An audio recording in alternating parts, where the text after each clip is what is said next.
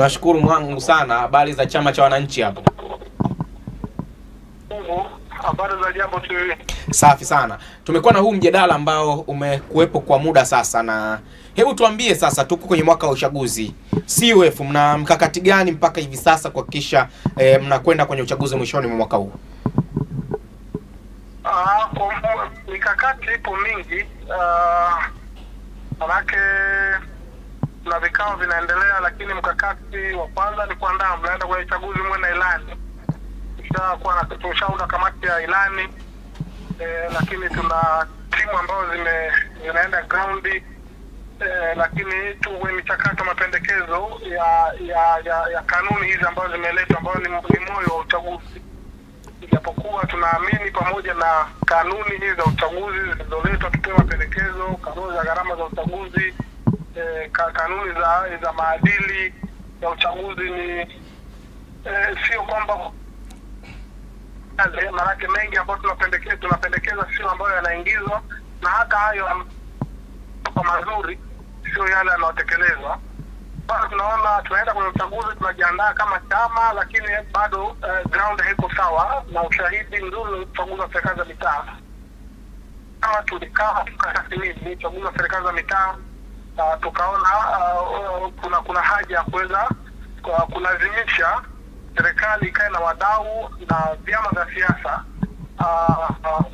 alao kutazama muhimu wa kuweza kufanya marekebisho ya baadhi ya maeneo ambayo ni muhimu sana uchaguzi, na kuwa na uchaguzi ambao utakuwa utaridhiwa na wadau wote wa uchaguzi. Kwa maana hiyo mpaka hivi sasa nyinyi mko tayari mguu sawa kwa ajili ya uchaguzi licha ya changamoto hizo zozitaja? Kwa maandalizi ambayo tumeanza sio ya leo, tumeanza muda mrefu, tuko katika hatua katikati kama tuo mwisho kama chama, kwa maana ndani ya chama kuelekea maandalizi ya uchaguzi mkuu wa mwaka huu Oktoba. Kuna hoja inazungumzwa, na pengine wewe umekuwa ukipita mitandaoni, umekuwa ukifuatilia ukiwa ukimiti na viongozi wengine wa vyama vya siasa, na hayo mapungufu ulioyataja yameonekana watu wengine mpaka kufikiria kuzuia uchaguzi wenyewe, na kumekuwa na mjukano mkali kweli kweli. Hili kwenu pengine amuoni kama mlikuwa ni mwavuli mwafaka sasa na nyinyi kuwaunga mkono wapinzani wenzenu katika harakati kama hizo? Kama chama, kama nilivyokuambia awali, tumetathmini chaguzi zilizopita, chaguzi 2019, chaguzi wa 2020, na msimamo wetu hata uchaguzi wa 2024 wa serikali za mitaa ni kwamba hatutambui. Na kama chama tumetathmini tunaendaje kwenye uchaguzi, pamoja na kuwa na hali hii mbaya ya sheria ambazo bado hazijakaa vizuri, pamoja na hizo ambazo zimeandikwa vizuri lakini hazitekelezwi kwa sababu mfumo wa uchaguzi umehodhiwa na wateule wa rais. Kwa tumetazama kama kwenye vikao vyetu vya ndani, bali ugomea uchaguzi kwa sasa. Maana chaguzi zinaendeshwa kikatiba, kusema no reform no election. Hatuwezi kuzuia uchaguzi, kwa sababu tukizuia uchaguzi tumejimaliza, na hatuna nguvu ya kuzuia sio sababu pekee yake.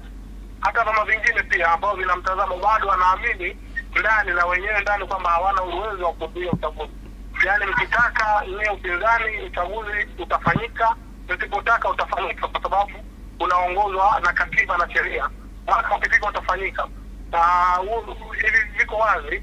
Kwa tumependekeza pendekezo la kwanza ambalo kama litashindikana, basi tunaweza kukaa kama chama tukaweza kutafakari kama njia gani ambayo tunaweza kuichukua, lakini hatuwezi kutoa silaha zote sasa hivi. Pendekezo la msingi na la muhimu ni kuweza kuilazimisha serikali, ikiwezekana kama hawako tayari, kuweza kuketi na wadau wa uchaguzi ili kuridhiana kwamba tumeumia, na rais alikuwepo na foara na akaahidi mazuri katika uchaguzi wa serikali za mitaa, na uchaguzi ule kwa 99% umeporwa na Chama cha Mapinduzi, na wagombea wengi almost wote wa upinzani walienguliwa. Sasa hatuwezi kuingia kwenye uchaguzi hivi pamoja na kuwa na hizi kanuni na sheria pamoja na ubovu wake na uzuri wa zingine, lakini hazitekelezwi.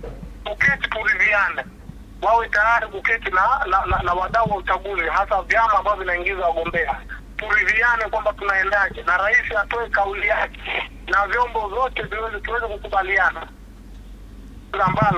ambalo tunaliona kwamba ni hatua kama chama, badala ya kusema tutasusia na tutazuia uchaguzi, kwa sababu hatujakuwa na maso. Hakuna chama ambacho kinaweza kuwa na maso kuzuia uchaguzi unless tutajiua wenyewe. Kama wameweza kupora na hakuna chochote ambacho tumefanya, hata wataingia kwa uchaguzi na hatutafanya chochote, kwa sababu bado hatujaunganisha nguvu ya umma.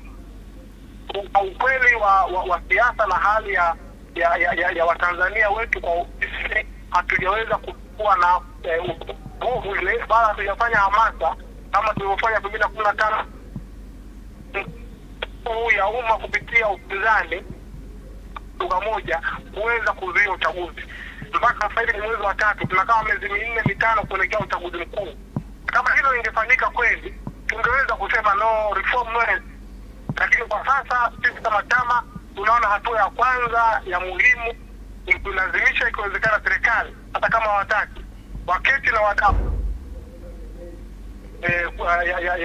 ya vyama vya siasa, baraza la vyama, tunakuwa hatuna imani nalo, kwa sababu vyama viko 19, vyama vizidi 4 mle ndani ama 3, vyama vingine kupitia hata jukwaa la TCD, Tanzania Center for Democracy, kupitia wadau wengine ambao ni wadau wa demokrasia, tunaweza kuzungumza kwa pamoja. Lakini kuiambia serikali ni wakati wa rais kuishi katika maneno yake aliyozungumza kwamba anahitaji taifa la maridhiano, anahitaji kureview upya na kadhalika. Sasa ifanyike kwa uchaguzi huu ambao ni uchaguzi wa serikali, uchaguzi ndio unatupa madiwani na wabunge ambao wanaenda kutengeneza sheria. Lakini hivi vyama kwa mujibu wa sheria ya vyama vya siasa, ili chama kiwe na maso cha kifedha, kiwe na kuanzia 5% ya kura za wabunge na madiwani, ili tuweze kuwa na uwakilishi wa viti maalumu, walau hata kuwa na ruhusa kwa chama kujiendesha na kujijenga kisiasa, lakini kuwa na ushindi wa uchaguzi. Tunadhani jambo la kwanza la kufanya la muhimu ni kulazimisha maridhiano. Hata kama serikali haiko tayari, tuwaambie wadau majukwaa mengine tuweze kuzungumza lugha moja. Hii ikishindikana, tunaweza kutafakari lugha nyingine kwamba tunazungumza lugha gani kuelekea Oktoba. Kwa mantiki hiyo, maana yake ninyi mnaona ni kama vile no reform no election ambayo inanadiwa na baadhi ya watu ni kama kauli ambayo utekelezaji wake ni mgumu hivi? Ya, hata wewe unaamini hivyo, kwa maana no reform kama hakuna mabadiliko, no election, hakuna uchaguzi. No election katika strategy zipi? Yaani no election katika umma upi ambao upinzani bado haujakaa kuzungumza lugha moja. No election wakati umma umeshakata tamaa. Voters apathy imeshuka kwa sababu ya nguvu na dola inayotumika wakati wa uchaguzi. Kwa hiyo tungeweza kuzungumza na lugha hiyo ingeweza kwamba no reform no election. Wanaona opposition wanazungumza lugha moja, wanakubaliana kwa maana tunaingia katika mpango gani na mikakati gani, lakini umma tunaorejesha vipi, kisha vipi wadau. Lakini no election akifanya peke yake, anasimama na no election, mwingine anasimama na msimamo wake, hatuwezi. Maana yake uchaguzi obviously tunajua, kwa maana uchaguzi unafanyika kwa term 5, miaka 5, baada ya miaka 5, na ni kwa mujibu wa katiba, na wanalinda katiba hivyo vyombo vya dola, na nguvu yetu tunaipima kisayansi bado, unless kama mwezi hii mwezi wa 3, mwezi hii mingapi tunaweza kukaa. Lakini sio msimamo ambao wa chama kimoja ambao wamekaa kwenye kikao na wengine wakaja wakachukua msimamo, ile taasisi inaendeshwa na kuna vikao, na maana msimamo unapochukuliwa wote wanakubaliana katika strategy, katika kwa msimamo ambao hata mkitoka nyote mnaweza kuzungumza kupitia njia njia gani. Kwa maana hiyo bado hatuamini. Ndio tunaomba tukubaliane jambo moja, kwamba vyama vya upinzani nyinyi wenyewe bado ni tatizo katika kuweza kushinikiza serikali kufanya baadhi ya hayo mageuzi ambayo au mabadiliko ambayo yangeweza kusaidia kufanyika uchaguzi ambao mnaotamani. Tukubaliane kwenye hilo kwanza, kwa sababu nyinyi wenyewe hamzungumzi lugha moja. Maana yake wote ni kama mmekuwa mna tamaa au mmekuwa binafsi.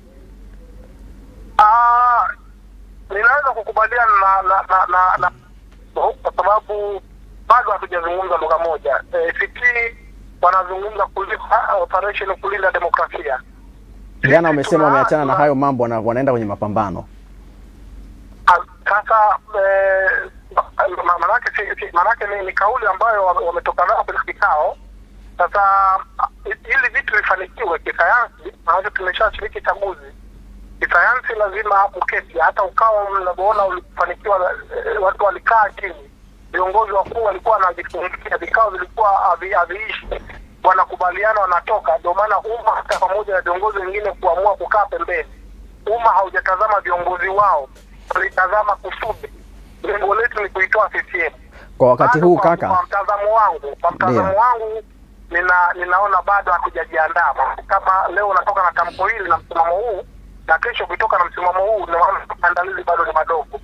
Kwa hiyo mimi siamini, na ninaamini katika kusudi la no reform. Siamini katika mkakati na wakati kwamba litafanikiwa na litatekelezeka. Ni ngumu kabisa kutekelezeka. Kwa maana hiyo, kwa wakati huu bado unaona umuhimu wa kuwepo na jukwaa la pamoja au mkakati wa pamoja kama ule wa Ukawa, ili kuweza kuishinda serikali ya Chama cha Mapinduzi au kuweza kushinikiza baadhi ya mabadiliko ambayo mnahitaji kuelekea uchaguzi mkuu. Kama tungekuwa na mkakati na dhamira, sio mkakati, dhamira, kwamba sasa tunahitaji kuweza kuleta mageuzi. Kwanza manake jambo linafanywa na mara nyingi tunafanya na chama kikuu cha upinzani, hasa kwa vyama vingine. Manake mimi kubaliana na hilo jambo, wala najua kila chama kina malengo na misimamo yake, lakini chama kikuu ambacho kama sisi wakati tunaongoza upinzani wakati wa miaka 2005 tulikuwa tunaonyesha direction. Tukisema maandamano tulikuwa tunashirikisha, tunakuwa wa kwanza kuweza kufanya lobbying kwenye vyama. Mimi nitegemea chama kikuu cha upinzani kabla akitoka nje kutoa matamko na kimeshafanya tathmini kwamba utekelezaji wa hili jambo utakuwa unless kama wana maso, kitu ambacho ninakiona, siwezi kusema kwamba hawana, lakini bado kwa sababu vyama hizo zote kuna baadhi ya watu walikuwa wamepenyeza, au wengine mifumo imepenyeza watu lakini kama vyama hivi, hata kama kuna watu wa aina hiyo wamepenyezwa kuweza kucorrupt, lakini vingeweza kuungana na vikazungumza, umma ungeweza kuwaelewa kirahisi sana.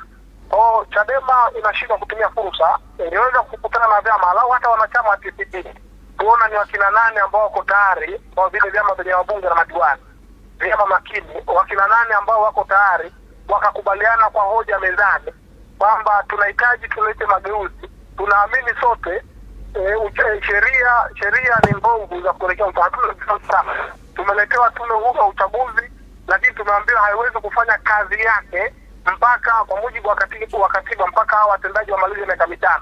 Na tume hiyo huru ya uchaguzi inatambulika kwenye uchaguzi kwa jina tume huru ya uchaguzi. Sasa ina maana ni tume kwa maana ya jina tu, ila watendaji ni wale waliopitishwa walioteuliwa katika mfumo wa sheria iliyopita ya chaguzi iliyopita.